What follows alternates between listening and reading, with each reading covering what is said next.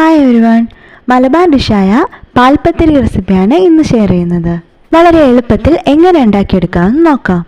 അതിനായി ആദ്യം ഒരു മിക്സിയുടെ ജാറിലേക്ക് 2 മുട്ട പൊട്ടിച്ചൊഴിക്കാം.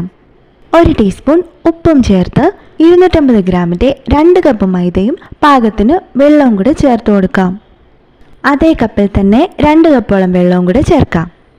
3 ഏലക്കായും 3 ടേബിൾ സ്പൂണോളം പഞ്ചസാരയും ചേർത്ത് നന്നായൊന്ന് ബ്ലെൻഡ് ചെയ്ത് ദോശമാവിനേക്കാളും അല്പം ലൂസായ കൺസിസ്റ്റൻസിയിൽ മാവ് തയ്യാറാക്കിയെടുക്കാം. ഇനി ഇതെല്ലാം കട്ടി കുറച്ച് പരത്തി പാലാട പോലെ ചുട്ടെടുക്കാം. ഞാനിവിടെ മാവെല്ലാം ചുട്ടെടുത്ത് വെച്ചിട്ടുണ്ട്. ഏകദേശം ഒരു 12ഓളം പാലാട കിട്ടിയിട്ടുണ്ട്. ഇനി ഇതിലേക്ക് ഫില്ല് ചെയ്യാനുള്ളൊരു പാൽ റെഡിയാക്കിയെടുക്കാം. അതിനായി മിക്സിയുടെ ജാറിലേക്ക് 4 മുട്ടയും 5 ഏലക്ക ചതച്ചതും 8 ടേബിൾ സ്പൂണോളം പഞ്ചസാരയും 1.5 കപ്പ് പാലും മധുരം ഒന്ന് ബാലൻസ് ചെയ്യാനായി 1 നുള്ളു ഉപ്പ് കൂടെ ചേർത്ത് നന്നായി ബ്ലെൻഡ് ചെയ്തെടുക്കാം.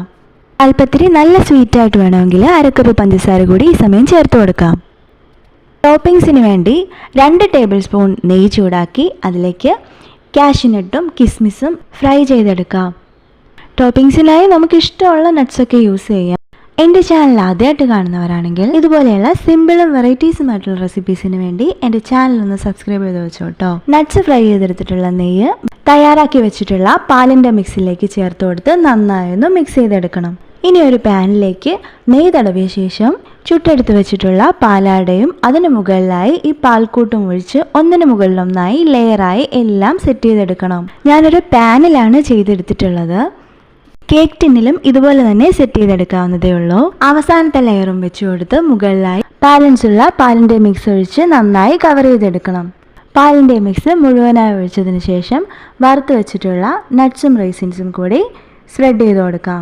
ഇനി ഇത് ഒരു മീഡിയം ടു ലോ ഫ്ലെയിമിൽ 1/2 അവർ കുക്ക് ചെയ്തെടുത്താൽ മതിയാവും.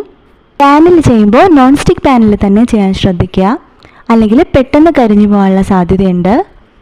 അല്ലെങ്കിൽ കേക്ക് ടിന്നിൽ ലേസായി സെറ്റ് ചെയ്തെടുത്ത് ഒരു 1/2 അവർ സ്റ്റീം ചെയ്തെടുത്താൽ മതിയാവും. ഇനി ഇത് മൂടി വെച്ച് മീഡിയം ടു ലോ ഫ്ലെയിമിൽ 1/2 അവർ കുക്ക് ചെയ്തെടുക്കാം. വളരെ ഈസിയും ടേസ്റ്റിയുമായിട്ടുള്ള ഒരു മലബാർ ഡിഷാണിത്. ഇതുവരെ ചെയ്ത് നോക്കിയിട്ടില്ലാത്തവർ ഒരു വട്ടമെങ്കിലും ഒന്ന് ചെയ്ത് നോക്കിയിട്ട് ഫീഡ്ബാക്ക് അറിയിക്കണേ. 1/2 അവർ ആയിട്ടുണ്ട്. പാൽപ്പത്തിരി ഇവിടെ റെഡിയായി വന്നിട്ടുണ്ട്. ഒരു പ്ലേറ്റിലേക്ക് മാറ്റി സെർവ് ചെയ്യാം. റെസിപ്പി ഇഷ്ടമായാൽ ലൈക്കും ഷെയറും സബ്സ്ക്രൈബ് ചെയ്യാൻ മറക്കണ്ട കേട്ടോ. Thank you for watching.